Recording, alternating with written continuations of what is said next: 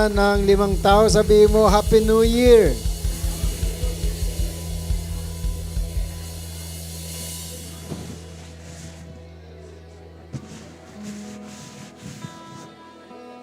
Praise the Lord! Hallelujah! Sige, lahat ng happy, pumalakpak ng malakas. Grabe! Yan na ba yung malakas na palakpak? Ano kaya gagawin nyo, no? Kapag nakita nyo ang Panginoon sa harapan nyo? Anong gagawin mo? Tanungin mga katabi mo, anong gagawin mo kung makita mo ang glory ng Lord? Grabe. Siguro, hindi ka na makakapagsalita, ano? Kapag artista nakita mo, anong gagawin mo? Hindi ka lang papalakpak, sisigaw ka pa. Amen? Amen. Kahit na tiga ibang bansa pa yung artista na yan, sino ba yung sikat na artista ngayon? Ha? Yung Korea. Sino? Sino, Pastor? Rogen Padilla. Hallelujah. Saan galing yan? Amen. Hallelujah. Masaya ba kayo? Last Friday, grabe, ano? Sino rito mga nag-enjoy ng presence ni Lord ng Friday? Taas kang kamay. Sabihin mo sa katabi mo, hindi nagtaas ng kamay, susunod. Magtataas ka na ng kamay, ha? Ang sarap ng pakiramdam after na ma-reveal sa atin ang glory ng Lord. Amen? Amen. Kasi ganyan din ang nangyari doon sa mountain nang makita ng mga alagad ni Jesus Christ si Moses at sika si Elijah, no? Talagang yung sinama ni Jesus yung dalawa niyang disciple, dalawa ba, tatlo? Nung sinama niya yung tatlo niyang disciple doon, nakita nila yung mismong presensya ni Moses ni Elijah, nakikipag-usap si Jesus doon sa mountain. And then during that time, nakita nila yung glory talaga ng Lord. Amen. At sabi nga ni Peter, Lord, pwedeng magtayo na tayo dito ng temple. Isa sa iyo, isa kay Moses, isa kay Elijah. Hindi yun ang plano ng Lord. Kasi ang plano ng Lord, ang templo niya ay ikaw. Sabi mo sa katabi mo, ang templo ng Lord, ikaw. At gustong ma-reveal ng Lord, ang glory niya makita sa iyo. Amen. Amen. Ano ba yung glory ng Lord? Kasi gusto ng Lord na yung paghahari niya, tayo ang pagharian. Kaya nga, ang unang sabi ng Lord, repent for the kingdom of God is at hand. Abot kamay mo ang paghahari ng Lord. Amen? Hindi na yung pag namatay ako, makikita ko ng Diyos. Hindi yun. Ang eternity, magsisimula pa lamang dito sa lupa. Kasi kung hindi mo maranasan ang eternity sa lupa, masyasyak ka. Ay, ganito pala ang dadatnan ko. Di ba? Yung nag-dream ka. Gusto ko pumunta sa Dubai. Ang ganda ng Dubai. Ang daming mga tataas na building. Pagdating mo ng Dubai, ay, ganito pala ang Dubai. Ang sikip pala.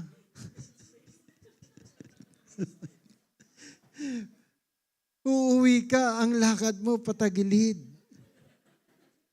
Bakit? Baka kasi magising yung nasa taas, dahan-dahan ka pa. Kasi may pasok sila bukas, ikaw pang gabi. Grabe naman. Ganito pala ang Dubai. Mali pala yung pelikulang Dubai na ang ganda ng bahay ni, sino yan? Si Aga Mulak, naka-kotse pa siya at ang ganda ng plat. Solo lang siya. Yung pala pagdating mo, yung nadidream mong ganoon na sinasabi nila, ganyan ang ano mo. Pagkatapos, tambak-tambak yung mga gamit mo dyan sa wala pang mapaglagyan. Grabe pala. Samantalang ang iniwan ko sa Pilipinas, ang kwarto ko. Hindi maano dahil sa space. Ano? Ganun siguro ang dream nyo. Alam niyo sa langit, no? Dito pa lamang mararanasan nyo na. Amen. Sabihin mo sa katabi mo, mararanasan mo na ang langit dito sa lupa. Kasi yan ang tinurong panalangin ng Diyos. Let thy kingdom come here on earth as it is in heaven. Kaya si Jesus Christ nagpakahirap na para sa iyo at sa akin. Amen? So, how this message give it to me, no? Isaiah chapter 40 verse 5. And the glory of the Lord shall be revealed. Paano i-rebuild ang glory ng Lord sa atin? Number 1, the glory will be revealed in verse 3. Paano yun? No? Number 1, in verse 3, he said here, the voice of him that cried in the wilderness. First is to prepare the way of the Lord. Kasi nga, maraming mataas na daan, maraming mababa ang daan. Maraming paliko-liko at merong mga lubak-lubak. Sabi ng Isaiah, no? And this in verse 2, he said, speak comfortably to Jerusalem and cry unto her that her warfare is accomplished, that her iniquity is pardoned, for she had received of the Lord's hand double for all her sins. Na-receive na nila ang pardon. No? Kung ikaw siguro ikinulong ng how many years, no? Ang Pilipinas 100 years ba tayong nasa kamay ng Kastila?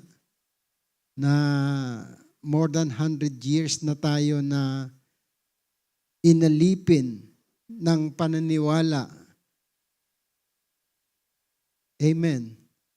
Dito tayo kinulong upang mahawakan tayo at makontrol tayo yung mind natin ng mga ninuno natin, ng mga Kastila na yan. Dala-dala nila yung imahe ng ating Panginoong Hesus. At tinuruan tayo. Katulad nga ng sabi ni Jose Rizal, no? Sa El Filibusterismo. Sino rito nakakaalam ng El Filibusterismo? Noli me tangere. Kaya nagkaroon ng Rizalista rin, no? Kasi tayo, ang inaano natin, yung nakikita natin, naririnig natin. At yun saling lahi, because of the word, tayo ngayon naging slave by the word. That is the word of man. World War I yan. Nagkaroon ng World War II. Nagkaroon pa ng Gulf War. Nagkaroon ngayon ng rumors of wars ngayon. Famines, pestilence. Every word of Jesus Christ in Matthew chapter 24 has happened. And now is still happening.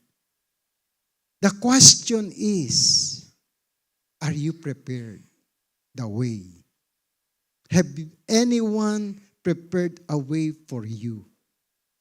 That is a very big question. Because the glory of God has revealed. 2,023 years ago. Nung pinanganak siya, hindi doon ang glory na revealed. Na revealed noong 33 years after His birth. So I am telling you right now, the way should be prepared before the second coming of our Lord Jesus Christ. The first coming is the year, zero. Meaning the year 2000, birth of Jesus Christ, is only the beginning of the Savior. And in 33 years, in 3 years, age 30 siya nag-start ng ministry. 30. In 3 years, tinuruan niya ang kanyang mga disciple. Nagkaroon siya ng 12 disciple or 12 apostles. Kinumpleto niya yan, kumpleto na yan, naturuan niya na lahat. And then, He was crucified, died, and was buried. Why? He cannot remain here on earth because He is God and He is the Word of God. Hindi mo mararanasan ang glory ng Diyos kung kasama mo ang Diyos physically. Kaya kailangang mamatay ang flesh so that the glory will be revealed through the Word of God. Hindi sa bato. Amen?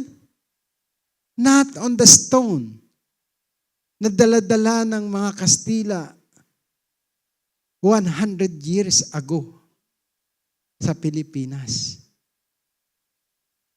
Ang dapat dala ng mga nagbigay ng reliyon sa Pilipinas ay ang salita na nilulumot o ang tinatawag doon, inaalikabukan sa aparador o sa eskaparate ng iyong lolo at lola. Bawal mong hawakan. Amen? Kasi marireveal ang glory ng Diyos sa iyo. Amen? So the revelation of the glory of God is in the Word of God, not in religion. Bakit maraming religion? Kasi nga iba-iba ang pag-uutak ng tao. Iba-iba ang translation ng salita ng Diyos sa tao. Kaya kailangan ikaw mismo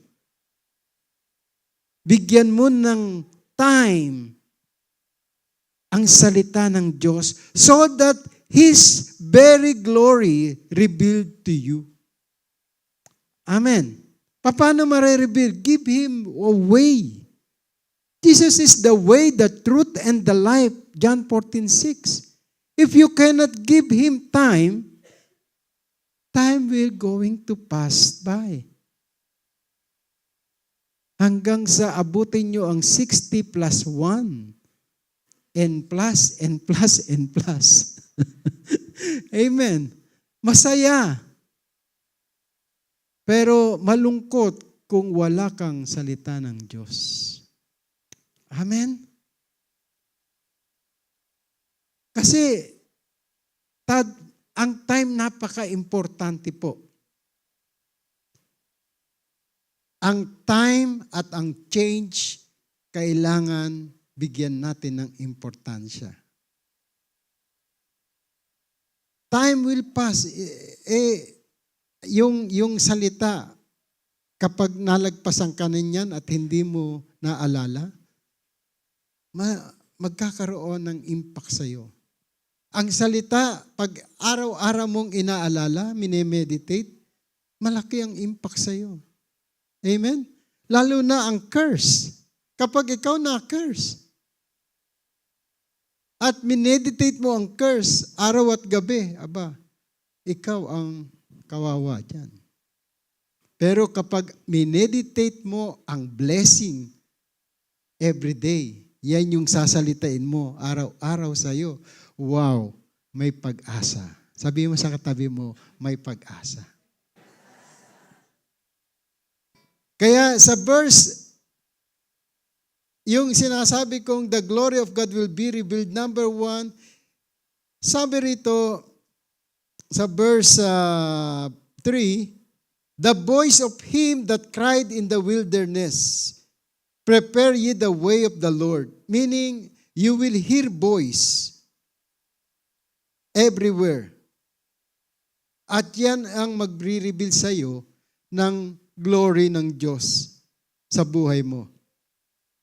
The way will be prepared by man.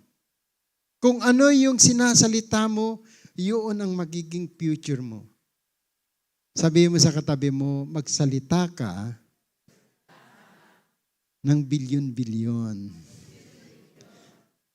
Ng pag-asa, hindi ng problema, ha? Amen. Kung meron kang anak, declare them, you will become a multi-billionaire someday.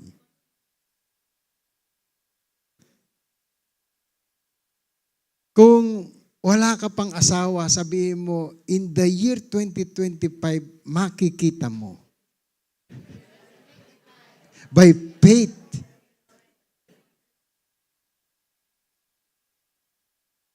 Kasi ang dapat asawa ng tao, hindi naman yung tao yung Diyos na hindi mo aawayin araw at gabi. Amen? Nag-aasawa ka pagkatapos aawayin mo. Di, mas mabuti pa walang asawa, di ba? Amen? Tama ba? May mga asawa. Lalaki, pumalakpak nga ng malakas. Grabe naman. Dahil sa pagmamahal ng lalaki sa asawa, hindi mo siya pwede na bigyan ng sama ng loob, di ba? Oo ka na lang. Amen. Huwag kang mga away. Kasi yan ang salita ng Diyos. Husband, love your wife. Sa babae naman, wife, submit to your husband. Kaso mo, hindi nga nangyayari. Ngayon, paano ka magsasubmit? Ako nagtatrabaho. Paano ka magsasubmit? Ako nahihirapan. Kaya ang gulong ng buhay ngayon, Amen. Nabaliktad. Diyan ka lang, ako magtatrabaho. Grabe.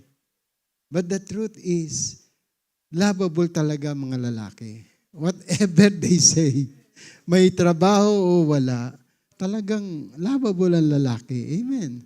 Maunawain. Because man is the image of God. Ang mga babae galing lang sa lalaki.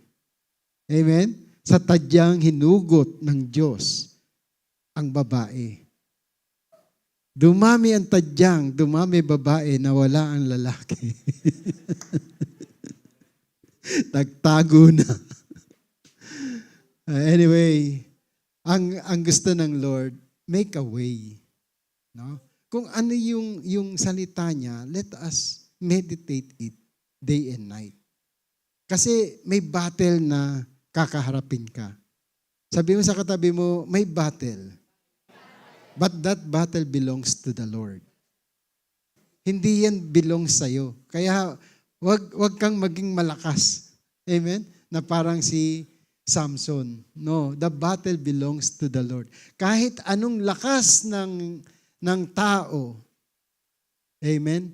Kapag walang espiritu ng Diyos, katulad ni Samson, hindi mo kayang gumiba ng isang pader. You must always be humble and be in the presence of God. Kasi without the presence of God, wala po tayong magagawa. So, sabi rito, no? In verse 3, sabi rito, make straight the desert a highway for our God. No? Yun ang number 2 na sinabi sa akin ng Lord. Tell them, the desert become highway for our God. Yung disyerto, kung nandito kayo noong wala pa siguro yung mga roads dito, kasi kami mga gumagawa ng roads at mga building. During my time, konti pa roads na dyan sa may Jebel Ali. And we do the roads, we do the buildings here. No, 2005, nag-start ako rito. At kami mostly, no, yung mga building dito, Alhabtur Engineering, kami ang mga contractor dyan, Layton Group. At yung malalaking contractor na yan, dyan po ako dinala ng Lord. And the same thing, no, kasi ang purpose ko talaga is to give way to those who are in a crooked and in a, what do you call this? In a road that is not straight. So, nandito ko as OFW, but at the same time, nagtayo kami ng yung building of church dito. It's not about me, it's about the Word of God. Kaya hindi ka pa pwedeng magtayo ng building dito physically. Ang building nasa tao. Ang building, ang Lord, no, ay nandoon sa puso ng tao. So I see it na, Lord, why me? 2007, nag-try ako na magtayo din ng grupo. And I built a group of quantity surveyor, Filipino Institute of Quantity Surveyor, being a chairman and founder of this group. 2009, tinanong ako ng Lord. Tinanong ko ang Lord, kasi Lord, nahihirapan ako. May trabaho ako. Meron akong grupo ng quantity surveyor. Meron akong church. Nahihirapan ako. Anong gagawin ko? And then the Lord told me, mamili ka. Anong uunahin mo? Building this community of Filipino surveyor or building my kingdom? Sabi ko, Lord, wala akong magagawa. Kasi ang church noon, nag-start kami siguro mga 5 to 10 hanggang 12 people dyan sa Moscow Hotel. No? Ako pa nga nagdone yung drum na yung pedal, hinahabol kong ganyan. Kasi hindi naman ako marunong mag-drum eh. Pilit-pilit lang. So, ilan lang kami noon. Kasi nung mag-meeting kami, sabi nila, saan tayo kukuha ng ano? Kailangan natin ng visiting pastor dito para maturuan yung mga. Sabi ko, kay Lord, kasi sabi ni Lord eh. So 2009, na-establish na ang church, 30 pa lang ang miyembro ng church. And yung membro ko sa PIQS more than 300 na. Sabi ko, wow, 10% Lord ang para sa iyo. Nasa 300 na kami noon. Ang bilis dumami. Lahat yon mga professional, engineers and architect. At ang mga company noon malalaki. And sabi ko, Lord, sige, pipiliin kita. So I handed over to my vice chairman yung grupo. At yun nga, andito kayo ngayon. Amen? It's for the glory of God. so that the glory of God will be revealed. Inside you is greater than the devil who is in this world. Kung ginusto ko yon, mayamang-mayaman na ako. Kasi yung nagsumalo noon, no, nagkaroon ng another group at ngayon worldwide na siya. At they are recognized in Royal Institute of Chartered Quantity Surveyor, RICS. Chartered na sila. And hindi para sa akin yun kasi siya yung binigyan ng ng Lord. But the thing is, kahit na lumaki ang grupo na yon, no? I always have a peace on heart. Sabi ko, I choose the right way. Jesus told me, I am the way, the truth, and the life. I have come to give you life more abundant. Kahit magkautang-utang ka dyan, it doesn't matter. Sabi niya, I will never leave you nor forsake you. I will be with you up to the end of the age. Matthew 28, verse 20. Just follow and obey. Because in the desert, it will become a highway. Highway, not for salvation, but for destruction. Kaya ang Lord sabi niya, narrow is the way for salvation, but broad is the road for destruction. Kaya makikita nyo, no? Bakit ang dami-dami ng mga pero it will end to fall dito sa mundo. Mapalad tayo ang tinawag ng Lord. Di paling konti. Huwag kang matakot. Pero hindi gusto ng Lord mangunti tayo. Ang gusto ng Lord, yung salita niya, maipasa mo from generation to generation because the word will remain the same. Kaya nga tayo tinuturuan ng mga magulang natin . Kaya lang ayaw natin minsan . Amen. Bata ka pa, nagdadabog ka na . Bumili ka ng suka. Tilakin na ako. Mami naman . Di ba? Ayaw mo, pabibiling ka ng mantika. Umutang ka kay Aling Maria. Ako naman, andito na naman tayo . Talaga na ako, mami. Binata na ako. Ayaw niyong sumunod. Pero yung inuutos sa inyo, pagkain nyo para makapagluto. Amen. Pero ayaw mo sumunod. Ngayon, nanay ka na, ikaw na nag-uutos, ayaw ka sundin ng anak mo. Ano ngayon? Ha? Bawi lang. Ayaw ka sundin yung mga salita mo. Ayaw sundin ng mga bata. Ano ka ngayon? That is the reason why when Jesus was asked, teach us how to pray, He said, this is the manner how you pray. Say, Father in heaven. Meaning, He gave you the access to have relationship and engagement to the Father which is in heaven. Kasi kung wala kang relasyon,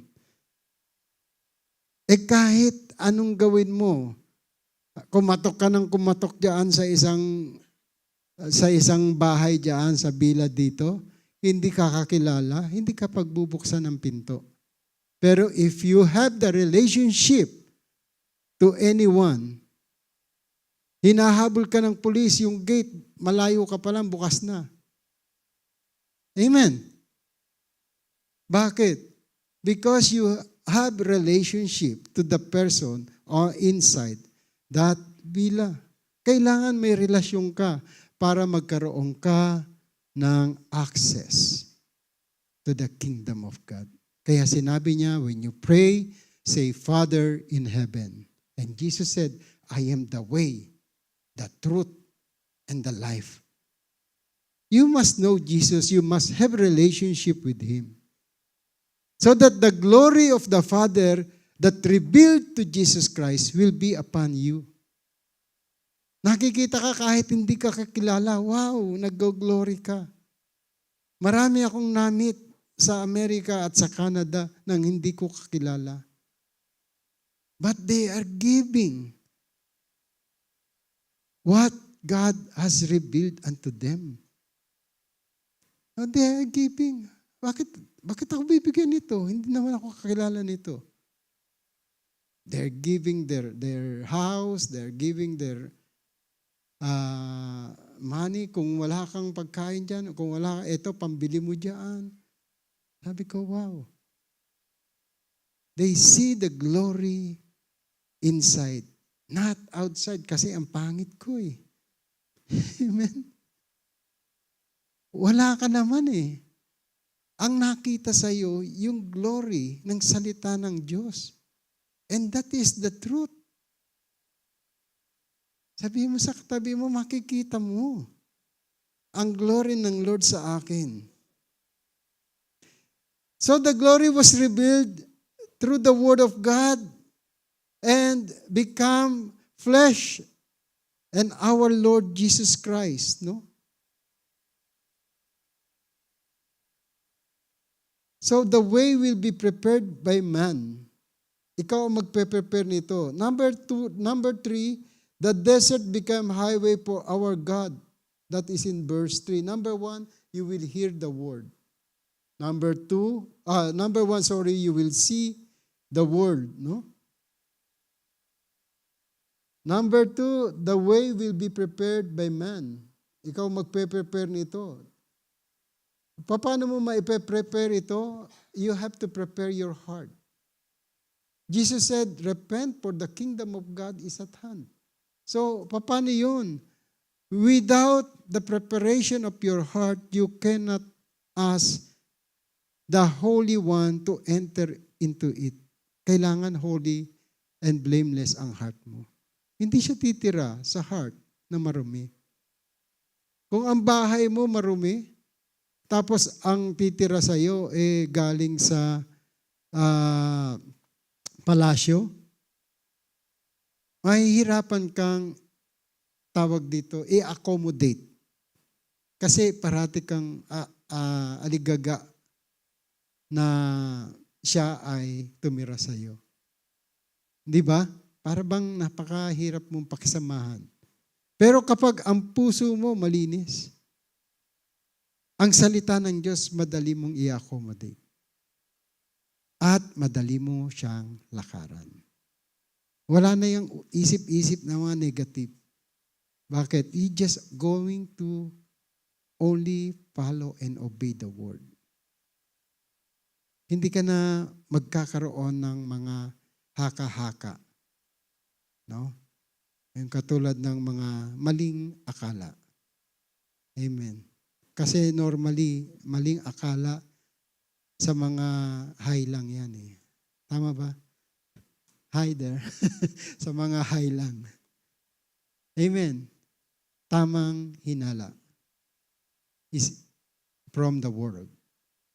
Kasi you need always some evidence for you to speak about the word. Kasi kung wala rin. Amen? Kaya nga, ang dami manggagaling ng mga tao ngayon, no? Naglalagay na sila ng mga video, mga because of the technology. Bakit? May hinala sila, gusto nila tumama. Amen. Sabihin mo sa katabi mo, okay lang yon. Pero kapag may video na, huwag kang manghinala. You have to do some research of the truth. And the truth will set you free. Kasi kaya tayo nagiging biktima ng nakaraan because of this thinking. Amen? Yung mga hinala mo, nagkaroon ka ng imagination, and then, the truth, natakpan na yung truth. Kasi doon ka nakapokus sa negativity ng mundo. Nakapokus ka sa negative thought. Wala na yung positive thought na gusto ng Lord i-impart sa'yo. Ano na nangyayari? The abundance of your heart always speak. Kasi galing dito yan eh. Amen? At denominate na ang puso mo. Kaya lahat ng negative na pumasok sa tenga, sa mata, sa ilong, sa bibig, sa iyong 5 senses, sa utak, naging battleground yon, ang nanalo, kaya pumasok sa heart. Kasi mineditate day and night. Ngayon kung ang highway ng Lord, no, the narrow gate is there. Pinapasok mo ang Lord, nanampalataya ka, pinaniwalaan mo ang kanyang salita. Then, your heart will dominate your mind. Because the battleground is in the mind. Lahat ng nakikita mo, wow, ang ganda ng napanood ko. Nandito lahat yan. And then, pupunta sa puso mo, ngayon magkakaroon ng battle. Ano ba totoo? That's why Jesus Christ said, I am the way, I am the truth, I am the life. Hindi mo mararating ang langit dito sa lupa kapag mineditate mo ang lupa na nagbibigay sa iyo ng problema. Amen.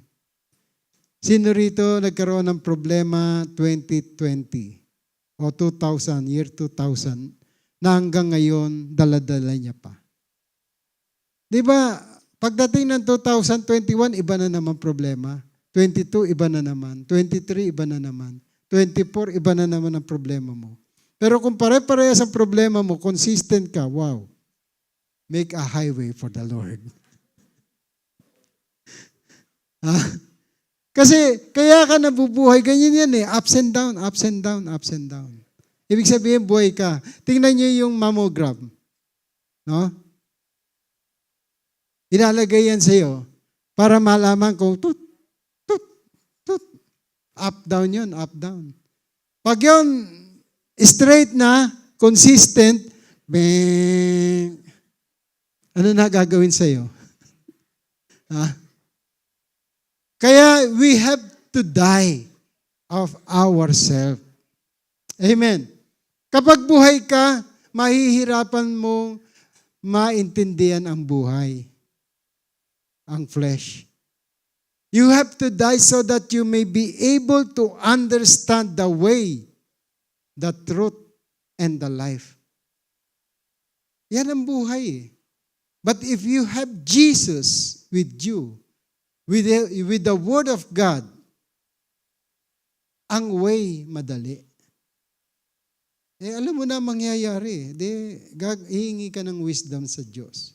Lord, this is my situation. I need help. Father, you know everything. I need you. For Jesus said, apart from me, you cannot do anything. Without me, you are nothing. Naintindihan ba natin? Kaya yung way, no? The desert become highway for our God. In verse, let us see, all flesh shall see it. Sa verse 4, sabi rito ng verse 4, every valley shall be exalted. Yung mga mabababa, itataas. And every hill shall be made low. Kahit gaano kayaman ang tao, problemado pa rin. Sino may sabing masaya si President BBM ngayon? Naging presidente siya. Palagay ko hindi nakakatulog yan eh. Hindi katulad ng katabi mo. Amen? May peace. May peace of mind. Nakikinig lang ng salita ng Diyos, tulog. May peace of mind. Sabi mo, huwag kang matulog, magpapastor ka. Sabi ni Bishop yan eh. Kasi ako malimit matulog pag nag-preach si Bishop. So the truth, no?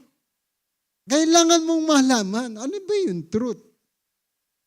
Without knowing the truth, without seeking the truth, without seeking the word,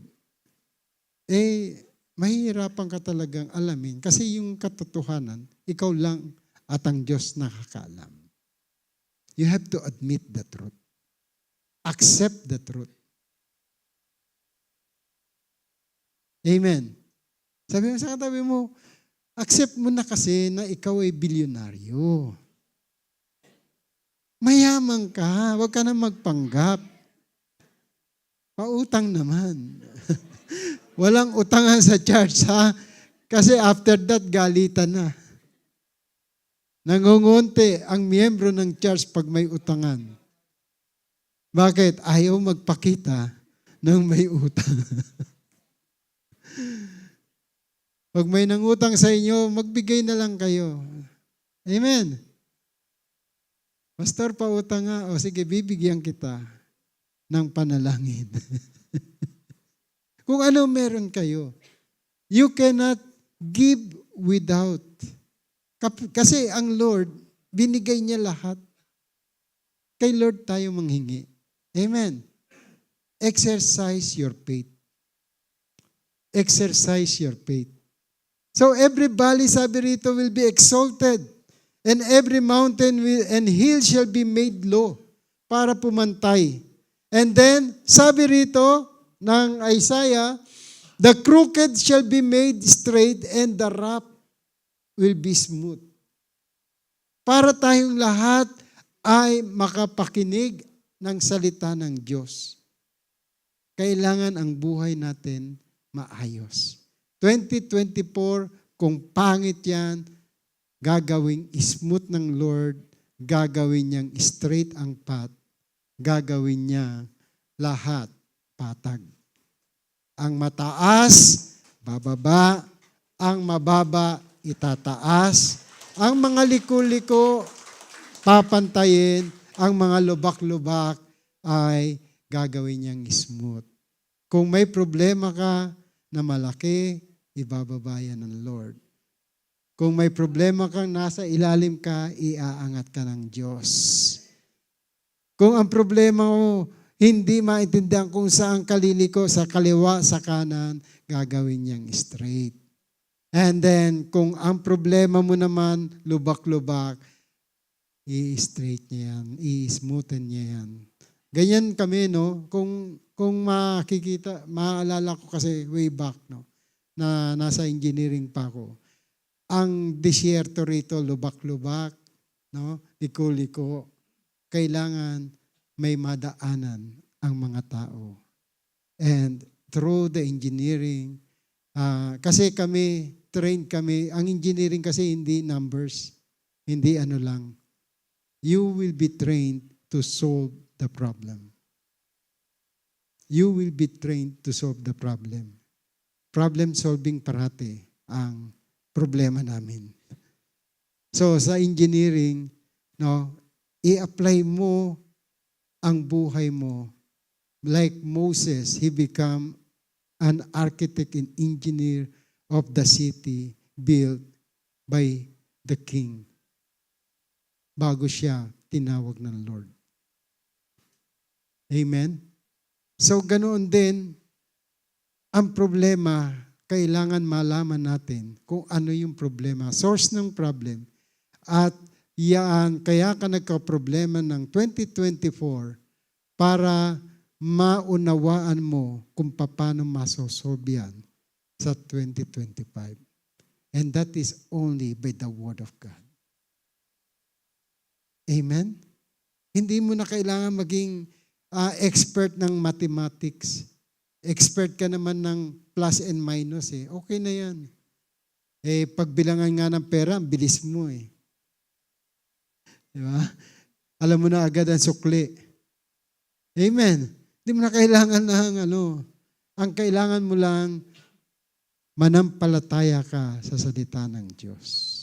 Amen. That's the only way. Kasi paano naman yung mga mahihirap kung hindi sila sasamahan ng Diyos? Amen? Paano naman yung mga hindi nakapag-aral kung hindi sila itataas ng Diyos? Ay yung mga matataas na tamad ding mag-aral kung hindi bababa ng Diyos yan. Hindi tayo magkakaroon ng isang way lang. And that is how God made it for His glory.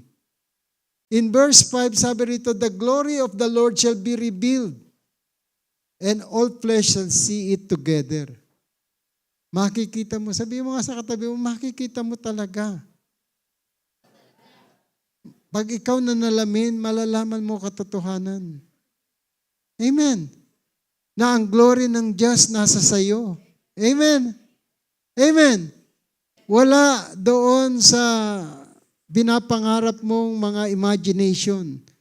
Just reveal the glory of God, manalamin ka. And the Lord will be revealed to you kung sino ka.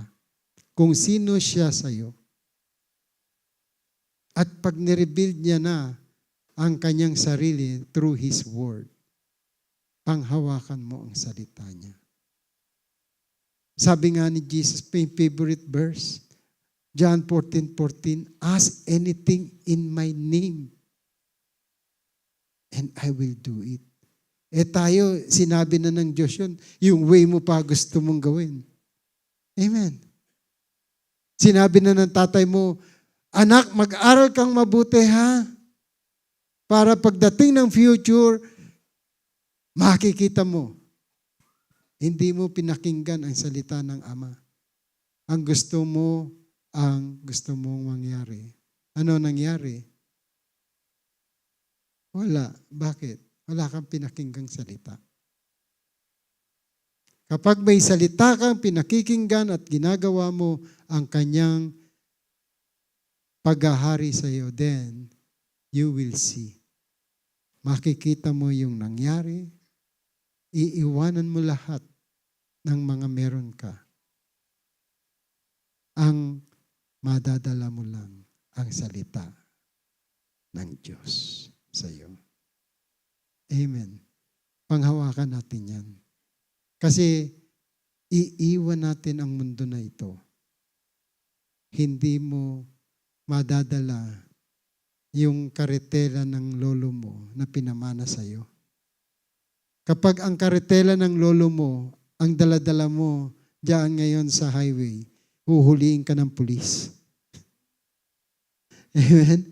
Hindi na siya angkop. Kung ang mindset mo ay mindset pa ng 2024, hindi ka mag-aangkop sa mindset ng 2025. Iwanan mo na ang mga nakaraan. Huwag mo nang i-carry. Kasi the Lord already carry it in His shoulder. Kaya nga may Isaiah chapter 6 verse 9. Ano yung Isaiah 6:9? Para ma-reveal ang glory ng Lord.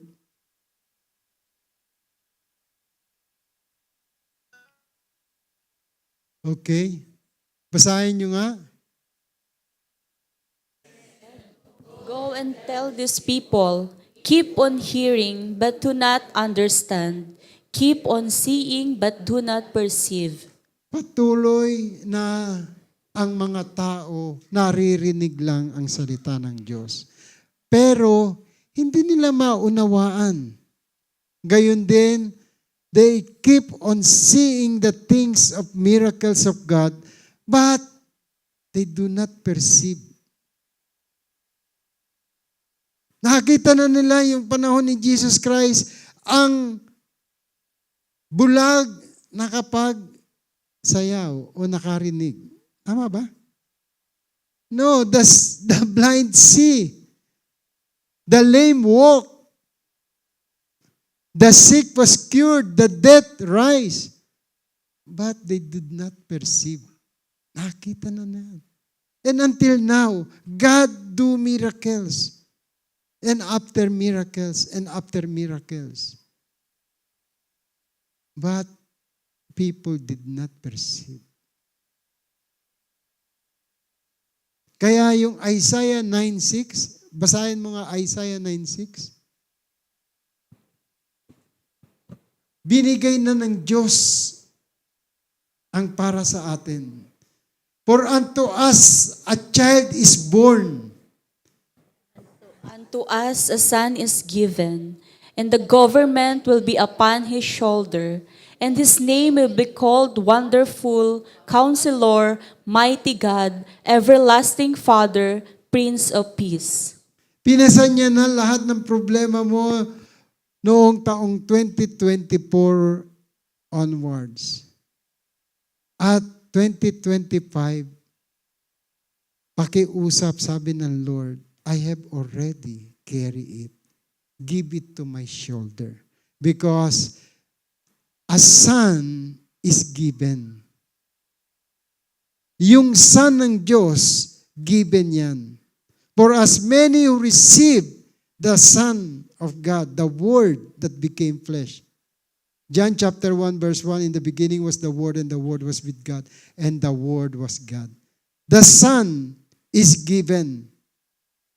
Hindi yan pinapanganak. Binibigay yan kasi hindi ka na pwedeng mabuntis. Kailangan mabuntis ka ng salita ng Diyos. That is the Holy Spirit. So when God has given you the Word, take it. Wag kong magmagaling pa sa Diyos. Take it. And then the Lord will be revealed through His Word. The glory of God will be revealed unto you. No? Because He already put all the problems in His shoulder. And His name will be called Wonderful Counselor. Wonderful siya. Counselor mo pa. Alam niyo ba, pag may counselor kayo, you have the best advocate in this world. Counselor mo siya. Siya yung magbibigay sa iyo ng lahat ng advice na gusto mo. Amen? Na kailangan mo dito sa mundo. Because He created the heaven and earth. So when you have this counselor, comforter, pinangako ni Jesus Christ in John chapter 15 verse 16. John 15:16. Sabi, basahin nyo nga. Okay. 1, 2, go. John 14:16, sorry. Ayan. And I will pray the Father, and He will give you another helper, that He may abide with you forever. The helper, the counselor, the comforter, your attorney that will represent the kingdom of God. Sabi niya, nasa sa inyo yan forever. Amen? Kaya kailangan lang nating i-accept ang salita ng Diyos. Because this is His promise. In 1 John chapter 3, sabi niya rito, behold, what manner of love the Father has bestowed upon us, that we should be called the sons of God. Therefore the world know us not, because it knew Him not. May mga word ayaw nating i-perceive, may mga miracle sa buhay mo ayaw mong paniwalaan. Dumating ka rito, wala ka naman eh. Pero sinasalubong ka sa Pilipinas kapag umuwi ka. Bakit? May dala ka na eh. Kaya sabi nga ni Job, naked I come to this world, naked I will come back to my Father. Wala kang dadalhin. Pero ikaw, dinala ka dito, pag uwi mo, ang dami mong dala. Kaya sinasalubong ka ng mga kamag-anak mo. Ano dala mo? Resibo. Hindi. Meron kang tsokolate. Toblerone. Amen? Nabili natin sa Bacare. And this is the truth. Gusto mong pasiyahin yung mga tao na umaasa sa iyo. Kahit na papano. But the truth will set you free. Sabi ko nga sa inyo, manalamin lang kayo. Ang makakausap nyo, walang iba kundi si Jesus. Inside you. Lord, 2024, ganito ako. Please, make me like you. You are a children of God. Kaya sabi ni Pablo rito, no? Therefore the world knoweth us not because it knew him not. Verse 2 of 1 John 3, Beloved, now are we the sons of God, and it do not yet appear what we shall be.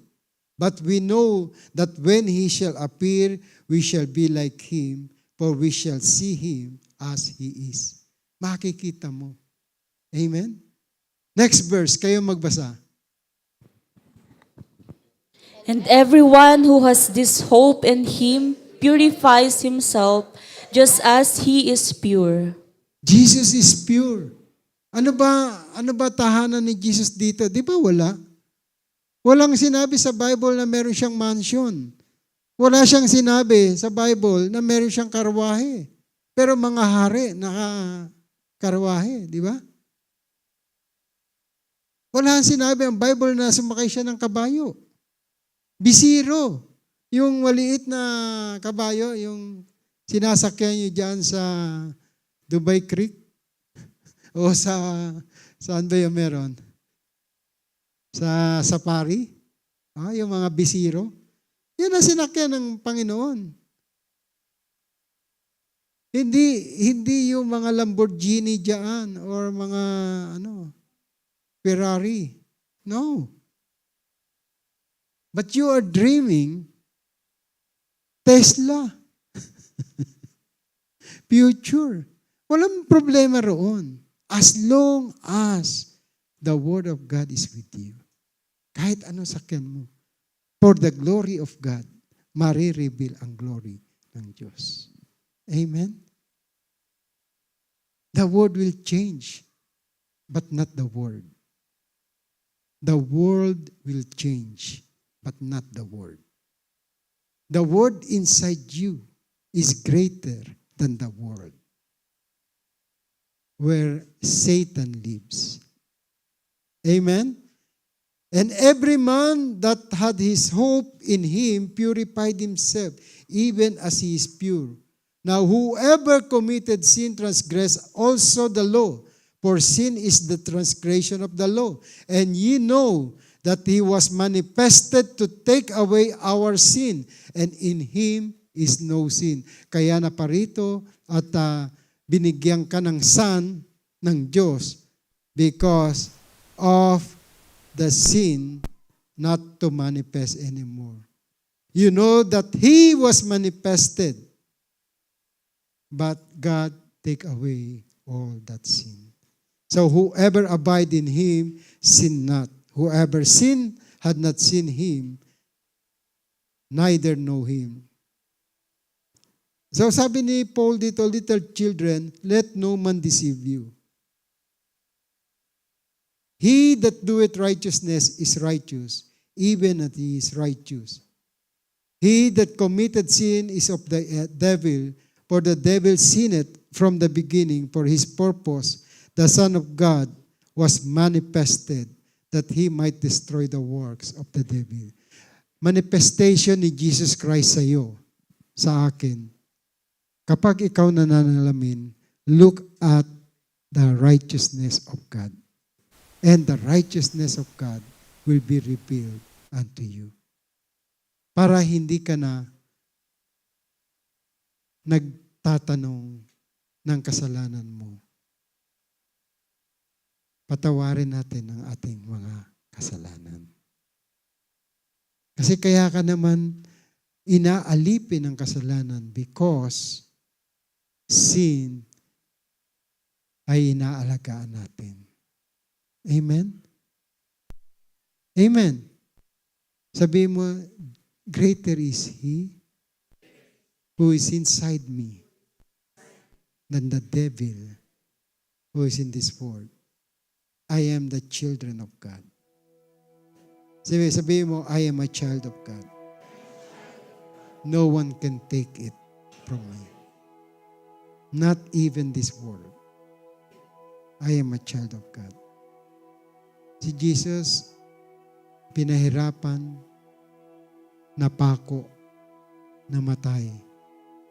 But the same, He is still Jesus.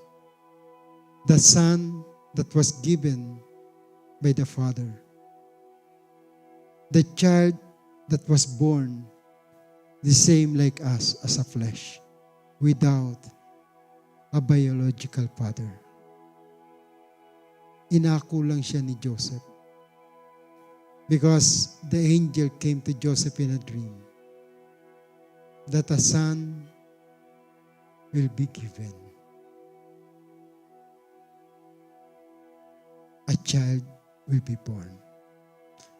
So remember, like Mary, as I continuously telling you, receive the message, receive the word. Be a servant of the living God. Like Mary, she said, I am a servant of God. Let it be according to thy word. Tanggapin natin ang salita ng Diyos. Though mahirap Sasabihin sa'yo, makasalanan ka. Ayoko nga. Hindi. Ang makasalanan yung pumatay lang. Hindi. Ang makasalanan yung nangangalo niya. Hindi. Ang makasalanan yung nagnanakaw. Hindi. Hindi mo tanggapin ang Romans 3:23. All have sinned and fall short to the glory of God. Basahin niyo nga Romans 3:23.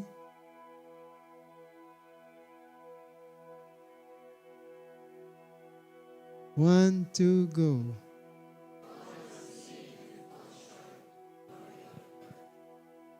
See? Ayaw mong tanggapin. Hindi, Why? Because the devil tried everything for you to become proud like him. All have sinned and fall short to the glory of God. Pero nandyan yung solution sa Romans 6:23. Ano yung solution?